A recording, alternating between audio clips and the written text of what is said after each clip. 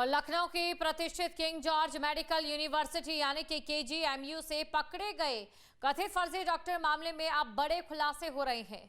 12वीं पास फर्जी डॉक्टर हस्साम अहमद के पीछे सिर्फ फर्जीवाड़े का खेल नहीं बल्कि धर्मांतरण और फंडिंग का एक बड़ा मकड़जाल छिपा है।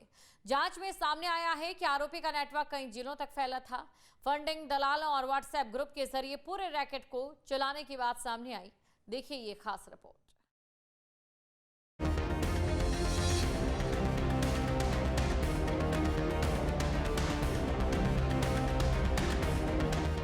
मंगलवार 20 अप्रैल को KGMU कैंपस से पकड़े गए 12वीं पास फर्जी डॉक्टर हस्साम अहमद के नेटवर्क को लेकर चौंकाने वाला खुलासा हुआ है। सूत्रों के अनुसार इस गिरोह के पीछे सिर्फ फर्जीवाड़े का खेल नहीं बल्कि धर्मांतरण और फंडिंग का एक बड़ा मकड़जाल छिपा है।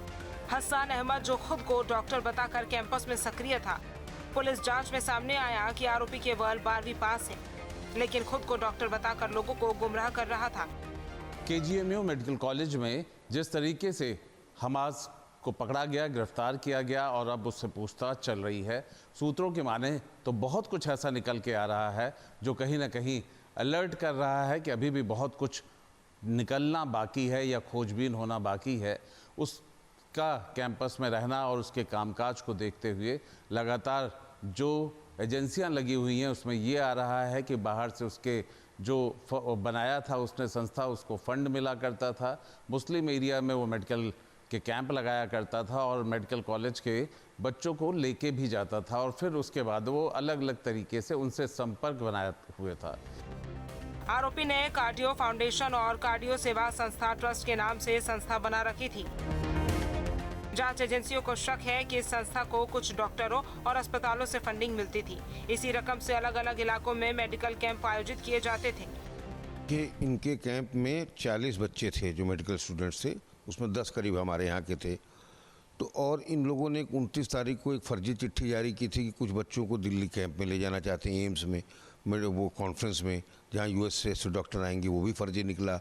फिर इनका जो इंस्टाग्राम पे अकाउंट था वो भी फर्जी निकला। वो लोग कैंप करते थे, बच्चों के करीब जाने की कोशिश कर रहे थे, बच्चों को बाहर ले जाने की कोशिश कर रहे थे। वो उनकी जितनी भी एक्टिविटीज़ हैं कोई भी समझ से परे है सब, और कोई भी समझ में नहीं आ रहा, वो किसी को संतोषजनक जवाब नहीं दे पाए। इसीलिए हम लोगों ने पुलिस को दे दिया, पुलिस विस्तृत जाँच करे। फिलहाल 4 संदिग्ध डॉक्टर पुलिस और खुफिया एजेंसियों के रडार पर हैं, जिनके खिलाफ साक्ष्य जुटाए जा रहे हैं। के साथ तो 2-3 लोग हमारे यूनिवर्सिटी के ही हैं, उनके नाम अभी नहीं खोले जा सकते, पुलिस को दे दिए हैं।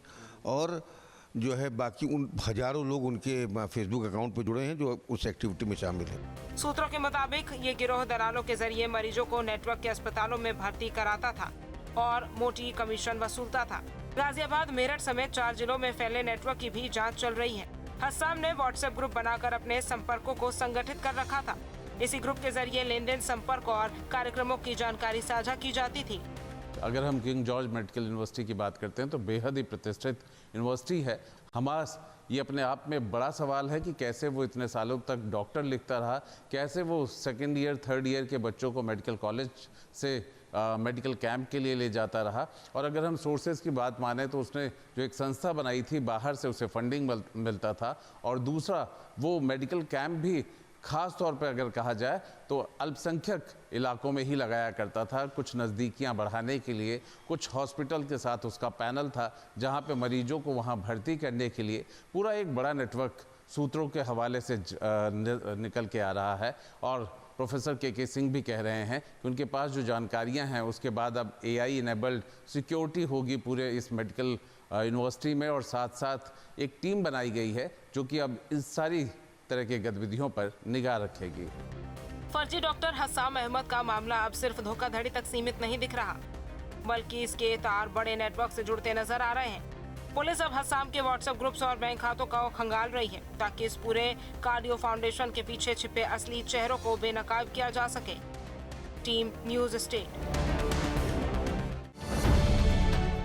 अब से DD फ्री डिश की चैनल नंबर 57 पर देखिए न्यूज नेशन।